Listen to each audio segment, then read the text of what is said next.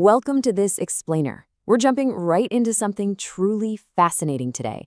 When most of us think of Medina, we tend to picture this eternal, unchanging religious monument. But actually, the reality is so much more dynamic.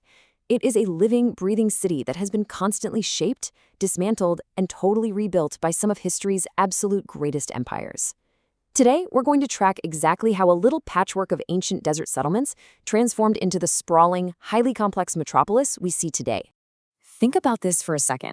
How exactly did a remote desert oasis, literally sitting on a bed of volcanic ash, manage to survive shifting dynasties, epic sieges, and massive technological leaps to become a global megacity?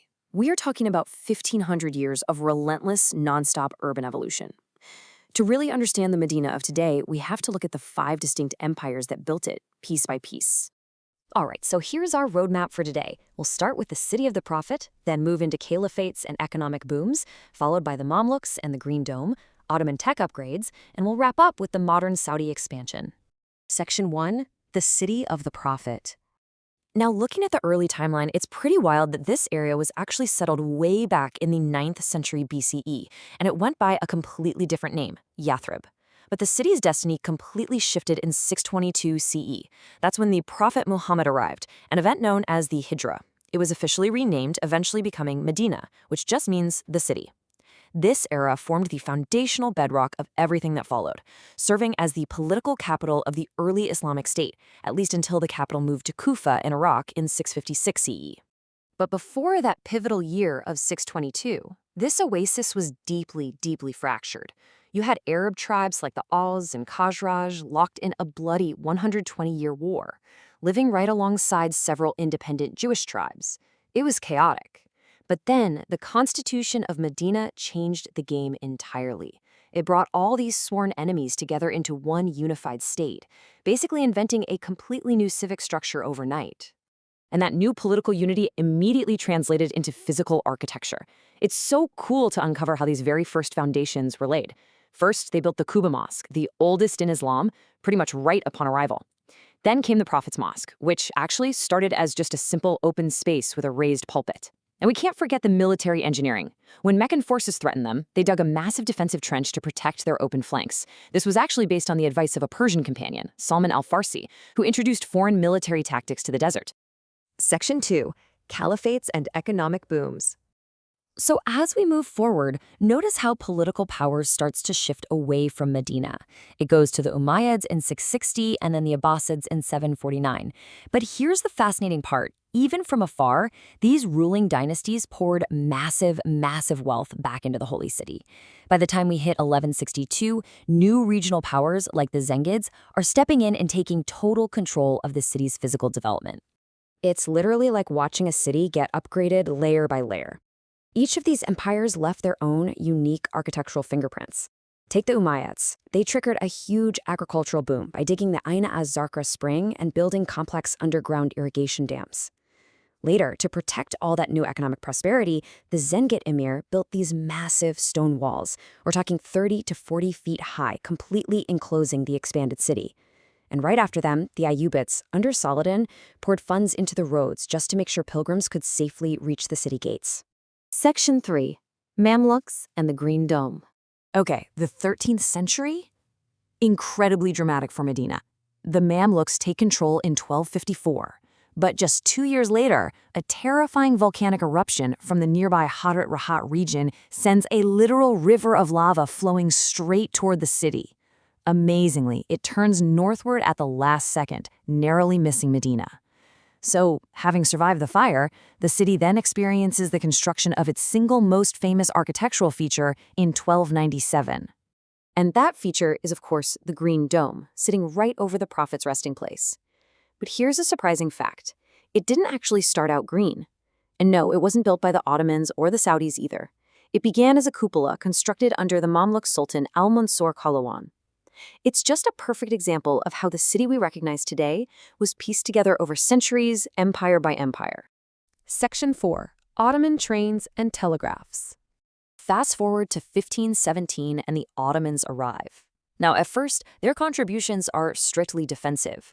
Think Suleiman the Magnificent constructing a massive, secure fortress around the city in 1532. But if we jump ahead to the early 1900s, the Ottoman approach dramatically shifts. They go from building defensive fortresses to rolling out massive, game-changing infrastructure. I mean, just look at this rapid-fire list of tech upgrades dropped right into the middle of an ancient desert oasis. Sultan Abdul Hamid II dragged the city into the industrial age at lightning speed. He gave them a radio communication station, a dedicated power plant built exclusively for the Prophet's Mosque, a direct telegraph line running all the way to Constantinople, and, of course, the famous Hejaz Railway, connecting Medina straight to Damascus. And the demographic impact of all this Ottoman modernization was absolutely staggering. Thanks to that railway and the new utilities, Medina's population exploded. It hit 80,000 residents in just one single decade. The physical footprint of the city was expanding faster than at any point in its entire 1,500-year history. Section 5. The Modern Saudi Expansion. Following World War I, and after a really bitter 3-year siege, the Ottoman hold finally broke. In 1925, the city was conquered by Saudi forces, and the modern milestones that followed transformed the city into something completely new. From the establishment of the massive King Fahd Quran printing complex in 1985, which is the largest in the world, by the way, all the way to the opening of the Haramain high-speed railway in 2018. The modern Saudi era is really defined by this dizzying engineering scale. Remember those ancient 40-foot zingid city walls we talked about earlier? They were demolished. In their place, you now have 3 massive, multi-lane ring roads completely encircling the city.